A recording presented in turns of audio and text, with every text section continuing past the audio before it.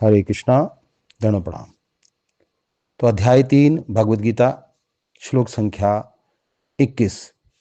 यत यत आचरति श्रेष्ठः तत् तत् एव तरो जनः सा यत प्रमाणं कुरुते लोकः तदनुवर्तते।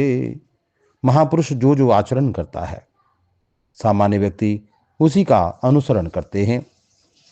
वह अपने अनुसरणीय कार्यों से जो आदर्श प्रस्तुत करता है संपूर्ण विश्व उसका अनुसरण करता है। तो तात्पर्य प्रभुपाद जी कहते हैं, श्रील प्रभुपाद की जय, सामान्य लोगों को सदैव एक ऐसे नेता की आवश्यकता होती है जो व्यवहारिक आचरण द्वारा जनता को शिक्षा दे सके। यदि नेता स्वयं धूम्रपान करता है तो वह जनता को धूम्रपान बंद करने की शिक्षा नहीं दे सकता। चैतन्य महाप्रभु ने कहा कि शिक्षा देने के पूर्व शिक्षक को ठीक ठीक आचरण करना चाहिए। ठीक ठीक का मतलब है एकदम ठीक। जो इस प्रकार शिक्षा देता है वह आचार्य का आदर्श शिक्षक कहलाता है। तो यहाँ आचार्य की क्वालिटी बताई हुई है कि आचार्य कैसा होना चाहिए, जो शास्त्रों के अनुसार एकदम ठीक ठीक आचरण करे। अतः शिक्षक को चाहिए कि सामान्य जन को शिक्षा देने के लिए स्वयं शास्त्रीय सिद्धांतों का पालन करे। कोई भी शिक्षक प्राचीन प्रमाणिक ग्रंथों के नियमों के विपरीत कोई नियम नहीं बना सकता। मनु संहिता जैसे प्रमाणिक ग्रंथ मानव समाज के लिए अनुसरणीय आदर्श ग्रंथ हैं। अतः नेता का उपदेश ऐसे आदर्श शास्त्रों के नियमों पर आधारित होना चाहिए। जो व्यक्ति अपनी उन्नति चाहता है उसे महान शिक्षकों द्वारा अभ्यास किए जाने वाले आदर्श नियमों का पालन करना चाहिए। श्रीमद् भागवत भी इसकी पुष्टि करता है कि मनुष्य को महान भक्तों के पदचिन्हों का अनुसरण करना चाहिए और आध्यात्मिक बोध के पथ में प्रगति का यही साधन है। चाहे राजा हो या राज्य का प्रशासन अधिकारी, चाहे पिता हो या शिक्षक, ये सब अबोध जनता के स्वाभाविक नेता माने जाते हैं।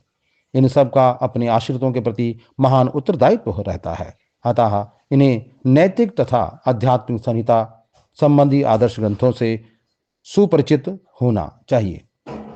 तो यहाँ पर बताया है कि बड़े जैसा आचरण करते हैं वैसे ही छोटे उनका अनुसरण करते हैं।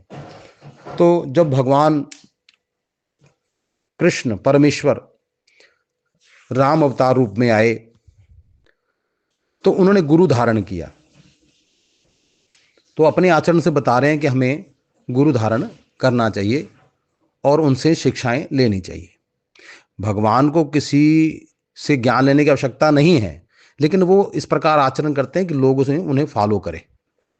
फिर भगवान कृष्ण आए तो उन्होंने भी सांदीपनि मुनि को अपना गुरु स्वीकार किया और 64 दिन में 64 कलाएं सीखी। तो व्यक्ति को गुरु धारण करना चाहिए जो शास्त्र सम्मत बातें करे, जो शास्त्रों में मन लगाए, मनसा वाचा कर्मणा भगवान कृष्ण में की सेवा में लगा हो। जो इससे अलग है, अपनी ही धुन में लगा हुआ है, अपनी ही मैं कहता हूं कर रहा है, वो तो अहंकार में पहले से ही है, वो आपको क्या ज्ञान देगा। तो हमें जो शास्त्र सम्मत बातें बताते हैं, जो शास्त्रों में लिखी हुई हैं, उसके हिसाब से आचरण करते हैं और उस हिसाब से हमें बताते हैं, उन्हीं को फॉलो करना चाहिए। हरे कृष्णा। दंड प्रणाम। दास अनुदास मधुसूदन दास का अभी सब आप सभी के चरणों में दंड प्रणाम। हरे कृष्णा।